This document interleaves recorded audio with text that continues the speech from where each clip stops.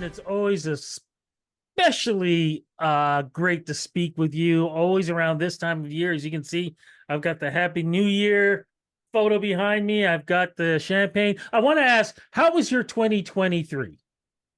My 2023 was riddled with ups and downs, like everybody else's 2023. Um, Work was good, work was challenging. Um, my health suffered a tiny bit, a few ups and downs, a few colds here and there. Got really into working out and lost some weight. Thank you, thank you. I exercise daily now. We're big walkers, hikers. We did some traveling. We went to Utah. Yeah, that was amazing. But you know what? I'm happy that 2023 is winding down, and I'm looking really forward to a better and wonderful 2024. Thank you for asking. I was saying the same thing to you just before we went on. Exactly what you were saying. Ups and downs, looking forward to 2023 ending and going into 2024. A lot of people every year say this. It doesn't matter if it was 1970 going to 1971 or today going into 2024. We always have these high expectations in going into the new year. And not just going into the new year as we speak right now, just going through the holidays.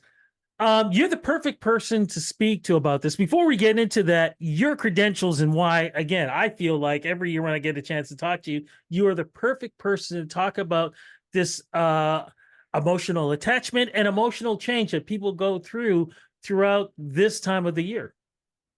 Yes. Change is cyclical. It seems that um, at poignant times throughout the year, we tend to reflect. Mhm. Uh, when the new year is winding down, and with the old year, excuse me, is winding down, the new year is coming up, and there's lots of holiday and festival going ons. Valentine's Day, spring, the new school year, September, and it's always good to reflect. But you mentioned something, very interesting when you said expectations. We need to go beyond expectations because they're empty hopes. You really actually have to be actionable and plan something. So when we talk about things like resolutions are wonderful, but they don't mean anything if they're empty, meaning there's got to be some strategy, there's got to be some plan, there's got to be some goals. Otherwise, we go in guns a blazing, and then 3 weeks into January we're like, oh my god, what happened? This has failed, I haven't done that, I haven't been successful at that. And so coupled coupled with having reasonable expectations and an action plan, I think you have to be very sensible and reasonable about what you're delving into, what you've decided to change, what you've decided to pursue, and take baby steps in achieving that. You almost said everything that we don't even have to ask any other questions because that's actually perfect. But we do have to break into going into the new year. A lot of us feel like the ugly duckling and that 3, 2, 1, Happy New Year, we're going to become the beautiful swan. It doesn't work that way. I want to break it down to why that is. And I ask that because, as you said, we have these sometimes like we can have these really bad years and we literally think that automatically a new year is going to change everything, Yeah. and it doesn't always work that way. So, there's two sides to the coin of just because you think it doesn't make it so, or just because you think it or believe it doesn't make it true. So, again, we really do have to be actionable about what we're wanting to step into. Our thoughts and our visions of the versions of ourselves don't just happen. And the reason why we step into, any new day thinking, okay, this is going to be the day that this happens or that happens, is because honestly, doing the work is really hard. doing the work is really, really hard. And, we always want somebody else to do the work for us. So if they would just, I hear this all the time, right? If they would just, if only if, they need to change, they should be doing this. Well, we don't have control over what's extraneously outside of ourselves. We have no control over what people think, say, do, feel. We only have control over what we think, feel, say, do, and how we prepare and what we end up being actionable on. You just said something that I never really thought about, but it is something that comes up. Here you are trying to make these goals. Does outside influences can sometimes take away from that goal that you want in the new year? If, say, maybe you have a negative, maybe you have negative friends who don't want to see you achieve. Like, do you know where I'm going with this? Yeah, for sure. So, two things. We can't compare ourselves to others. Maybe that's just the main thing. We can't compare ourselves to others, right? And quite frankly, everybody is trying to fit into their own life. So, why even bother? I think it's just very important to know yourself and to know what your values and your ethics are, to know what your negotiables and your non-negotiables are, and to take some time to get to know yourself in some quiet, right? In some quiet space on your own, alone. Just because you're alone doesn't mean that um you're at a loss. We really do need to spend time being by ourselves, looking in the mirror, reflecting, and not being so influenced by what we see on social media, because comparison will always kill the expectation. And then the other side of that are those expectations. I think expectations are very dangerous, especially when there's a comparative value to them. I think what might be more productive for people is, if you're going to compare yourself to somebody else, instead of comparing yourself to somebody else, what they have, where they're going, what they've done, and then wallowing in feeling badly about yourself, and then shutting down, shutting off, and giving up, is use that to motivate you. We all have something very special and very important, and probably very meaningful to offer, but we have to get to know what those aspects of ourselves are. And at the end of the day, the only person that really needs to care about what you're doing is you, because at the end of the day, the only person that you're lying down with, quote unquote, is yourself. You've got to be happy with yourself. Nobody can do it for you. It really does come from within. And starting, to feel good about yourself, that's a lot of the inner work that we have to pay attention to, and becoming aware of how we feel, and what triggers us, and really taking stock and feeling that and putting it into perspective. How does somebody like yourself help someone in wanting to follow those new goals in the new year, those resolutions? How can you and what you do help somebody if they want to contact you and say, hey, you know what? My life has sucked throughout 2023. I've got all these expectations in 2024. Can you help me with this? What would you do? Yeah, And how do they contact you too also? sure. Okay. I appreciate that. You can contact me through my email at lauren@laurenmillman.com, or Lauren Millman on LinkedIn or Facebook. I work very, what's the word? We're going to have to tea time that out. Okay, no problem. um, Do you want me to do it over again? I'll do a three, yeah, two, one. yeah, Okay. yeah. 3, 2, and 1. How, when we go into the new year, people are trying to figure out, they've got a plan, they don't know how to do it. It can be overwhelming. You and I have talked for so many years, and you always have this great way of discussing, like we have right now, and how people can channel it. So if somebody literally wanted to get in touch with you and say, hey, can you help me? I've had a bad year in 2023. I want to have a better year in 2024. How do you help somebody? And also, how do they get a chance to even contact you too, to even get that start in having those conversations with you one-on-one? Sure. Well, I appreciate that, Rudy. So I'm available through email at lauren@laurenmillman.com. You can find me on LinkedIn or Facebook.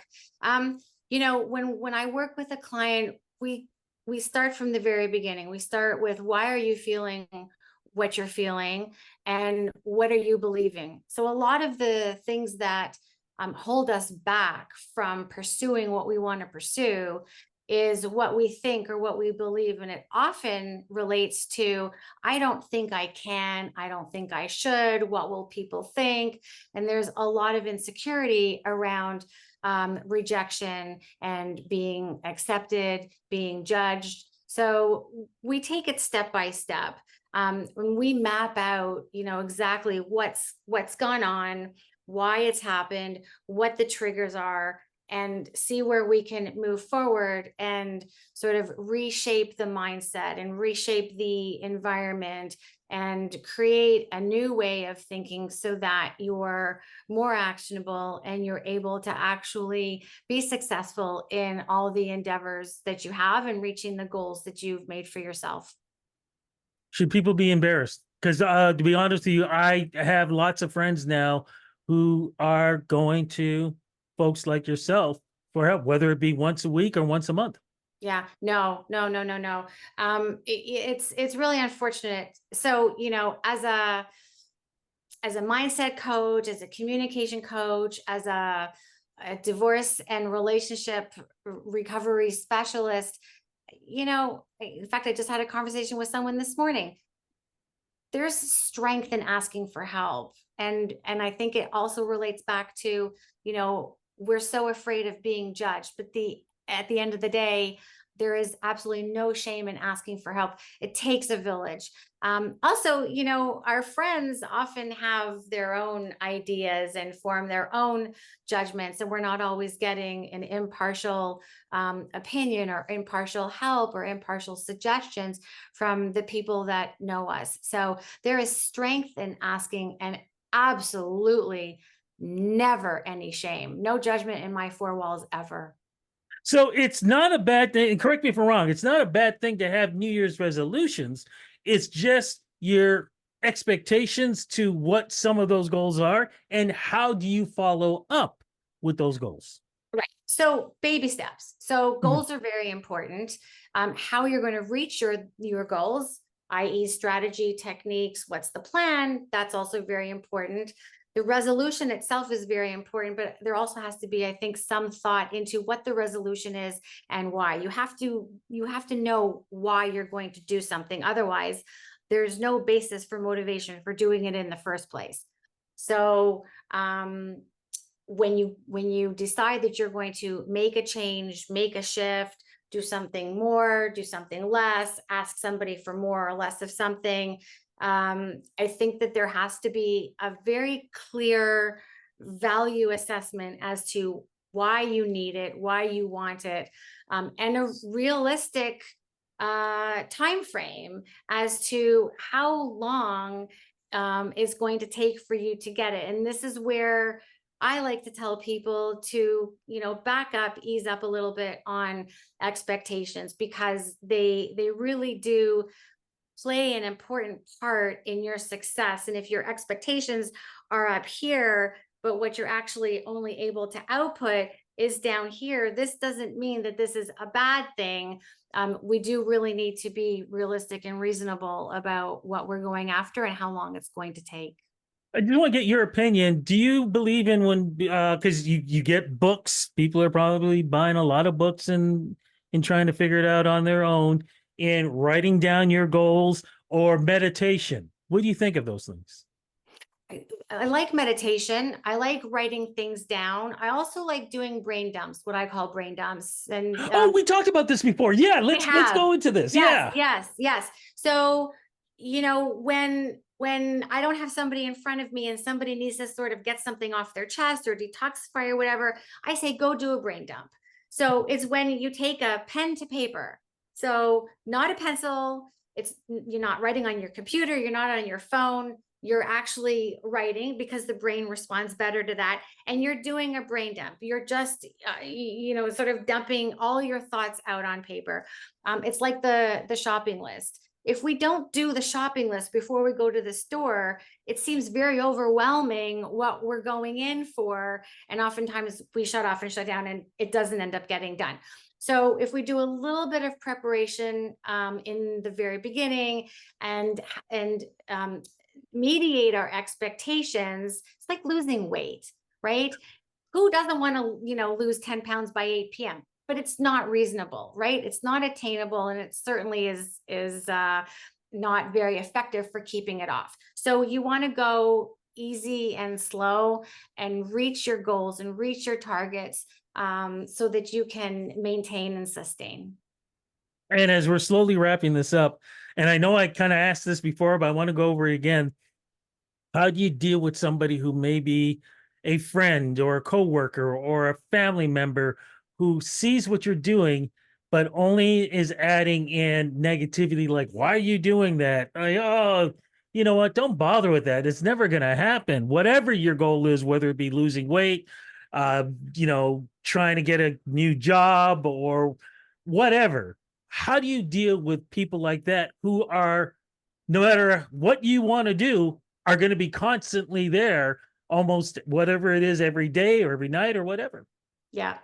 So misery loves company. Misery loves company. So, when people are negative, when people are poo-pooing what you're doing, when people have, negative criticism or are, just very, why are you doing that? You shouldn't do that. This is more about them than about you. It's very difficult for people to rectify what they want and don't have or can't get or don't have the wherewithal at that moment to deal with what's going on inside them, or to manage what's going on inside them and work through it. So that negativity comes out. My best advice is to take it as a backhanded compliment. Right? You're obviously doing something right. So like everything, it's a mindset shift. How we receive and how we perceive, is like a triangle, right? It's never linear, it's never circular, but there's always, three choices, right? We can choose to do something, we can choose to do nothing, or we can choose to sit back and just wait and see what happens. Often my best advice is, smile and say nothing. What you allow in is going to affect you. So, when we talk about boundaries, we talk about boundaries being broken, but boundaries don't break.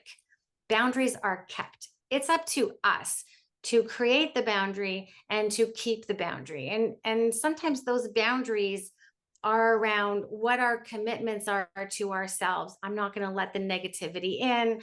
I'm not going to let it affect me. There are negative people everywhere. I don't think that, in a lifetime, we're going to be able to avoid everybody.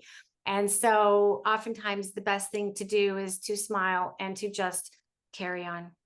Amen to that. Look, thank you again so much for your great advice. I know a lot of people can be coming to you and trying to learn more about themselves through you. And I think I think talking to you is the best way to be able to achieve those New Year's resolutions. So say to you, Happy New Year. All the best for you in 2024. And we'll definitely talk again because, like I said, you give good advice. Thanks again. Thank you, Rudy. All the best and Happy New Year.